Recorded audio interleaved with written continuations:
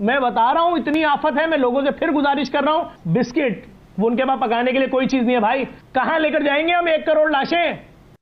भारत जो है वो इस पूरे खित्ते की माँ है। भारत ने श्रीलंका को नहीं संभाला, तो माँ ही संभालती है बच्चों को। इसी तरह भारत ने कितनी एड दी है अफगानिस्तान को तालिबान के आने के बाद। ताल्लुकात ठीक रखो, हम नहीं चाहते। अभी तो मैं यही तो कह रहा हूं, मीडिया को तो अपने लोगों को आले कर लेने चाहिए। हमारा मुल्क इस वक्त आफत ज्यादा है। क्या ये वही पाकिस्तान बनाया है इन्होंने जो मिस्टर जिन्ना ने सोचा होगा, जो कहा होगा, जो कहा गया था?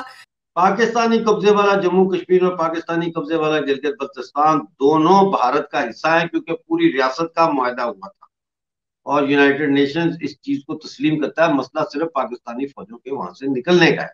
बद से बदतर की तरफ हम बढ़ रहे हैं और बढ़ते ही चले जा रहे हैं। ये नहीं है कि मतलब कहीं पे जाके ना स्टॉप हो जाए, स्टॉप लग जाए कि यार बस बहुत हो गया ना, इसके बाद आगे नहीं। ये नहीं, हमें हर वो चीज जो हमें मजीद तबाही की तरफ लेके जाती है उसमें हम सबसे आगे हैं। वो हर तरह का जो भी टूल है, हम कहते हैं ना जी हमें फलां ने बड़ा नुकसान पहुंचा है तो फलां ने बड़ा नुकसान पहुंचा है। मैं कहता हूं हमने खुद जितना नुकसान पहुंचा है इतना नुकसान कोई माई का लाल दुनिया का ना नहीं पहुंचा सकता हमें।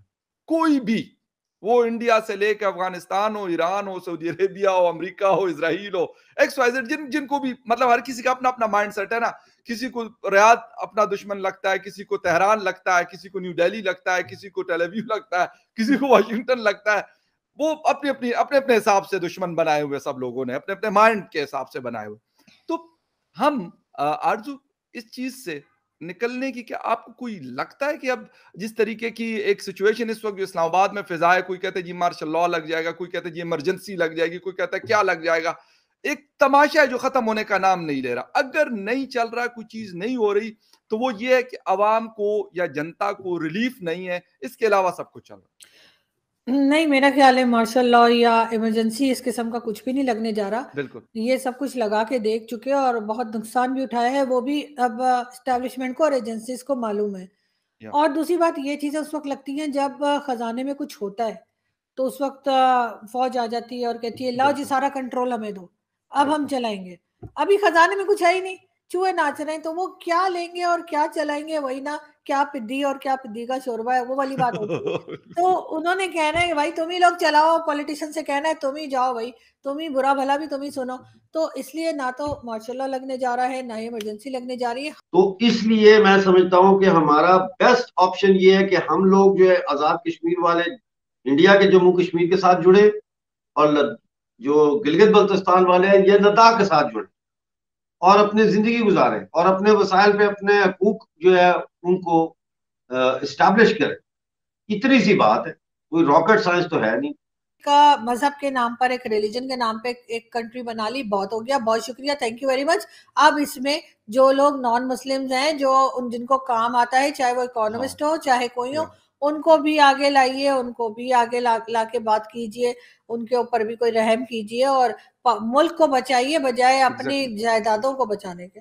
पाकिस्तान के वक्त आपका हुक्मरान जो था गोरा, वो जितनी रेलवे दे गया आपने उसको उजाड़ के रख दिया, आप उसको खा गए, आपने भट्टियों में ढाल दिया उसके इंजनों को, और फिर उस पैसे के बलबूते पे वो लोग पावर प्ले में दाखिल हुए। मैं गलत कह रहा हूं? बिल्कुल। 73 साल में रेलवे आबाद हुई है कि बर्बाद हुई है? लोकल बॉडीज के बगैर मुल्क चलाना ऐसे ही है जैसे बुनियादें रखे बगैर आप कहें मैं चौथा फ्लोर या 5वां या 10वां या 20वीं मंजिल में बनाने लगा। और लोकल बॉडीज के बगैर जमहूरियत ऐसे ही है जैसे कोई टांगे कटा बंदा रेस में दौड़ रहा हो। ये मुल्क कॉन्ट्रडिक्शंस का, एक तजादात का मजमू है। बहुत खूब। इनमें थोड़ी सी भी अकलें हो, ये एक सेशन लगाएं, कैबिनेट एक सेशन लगाएं जिसमें कोई पर्टिकुलर बात ना हो, ये डिफरेंट एरियाज कवर करें कि तुम हो क्या, तुम्हारी प्राइमरी एजुकेशन क्या है, खौफ आता है। सो भाई मेरे अमीर अब्बास साहब, यहां मुझे नहीं पता, इस मुल्क को अगर एक जिस्म समझो, इसमें जितने मसाम हैं उसमें खंजर पैवस्त होंगे। कोई ये धारा ढंग का नहीं है, चोर चकार हैं, सरेआम पकड़े जाते हैं। मेरा तो यहां कुछ भी नहीं है, बहुत कुछ निकल आया। लोग ढीठ, वही बेशर्मी, वही बेहयाई। वो फलां दे नारे वजणगे तो फलां चांद तक जब तक रहेगा तूफान लभ्या लभाया कख भी नहीं। 73 साल हो गए पाकिस्तान बना है, बर्बादी का आलम था। मेरे अपने खानदानों ने 3 शहरों से माइग्रेट किया, मैं पता है। तो उस वक्त पाकिस्तान ने किसी का 1 रुपया नहीं देना था, बेशुमार पैसा इंडिया से लेना था। वो एक आध केस देख उन्होंने हाथ रोक लिया। गांधी साहब ने प्रोटेस्ट किया, यानी मुल्क उजड़ा हुआ है, अभी पैदा हुआ है, मकरूज किसी का नहीं। आज बच्चे गिरवी डाल दिया आपने 2.25-2 लाख रुपए का।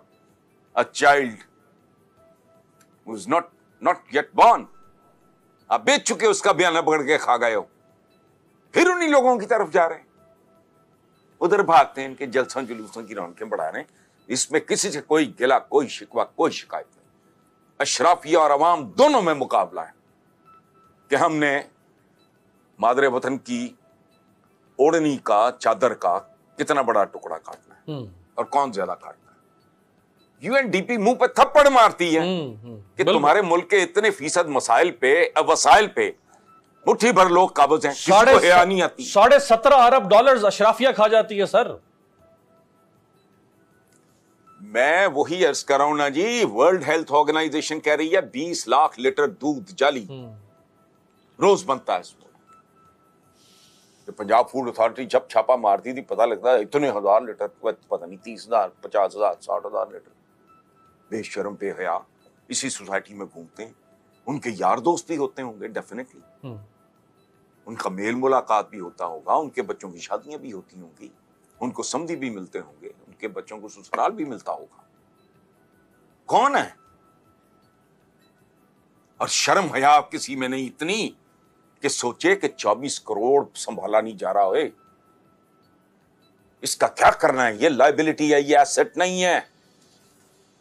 अनपढ़, अनघड़, गैर हुनरमंद, गैर तरबियत याफ्ता वो एसेट नहीं होता, बहुत बड़ी लायबिलिटी है। राज तरखान मिस्त्री अच्छा नहीं मिलता आज, छोड़ छाड़ के जो चलेगा, जो बाकी कचरा रह गया वो मौजूद है। सो आप जब इस तरह ना, आप से मुराद मेरी, आप अमीर अब्बास की बात नहीं मैं कर रहा, आप से मुराद हम सब जब इस तरह की बातें करते हैं तो ये मुल्क एक ऐसे जिस्म की मानंद है कि जैसे कोई एक्सीडेंट हो तो उसके मसल्स रैप्चर हो जाएं, उसकी हड्डियां फ्रैक्चर हो जाएं, उसके ऑर्गन्स मुतासर हो जाएं। तुम्हारे पास जो गंद कबाड़ कीचड़ जमा है वो तुम तो चबल हो, तुम्हें तो तमीज कोई नहीं। हम इसके साथ एक ऐसा काम कर सकते हैं, ये आराम को शराम को, ये जो बड़ी बड़ी कंपनीज उनकी पार्टनरशिप क्या थी, वो विजडम उनकी, जहानत उनकी,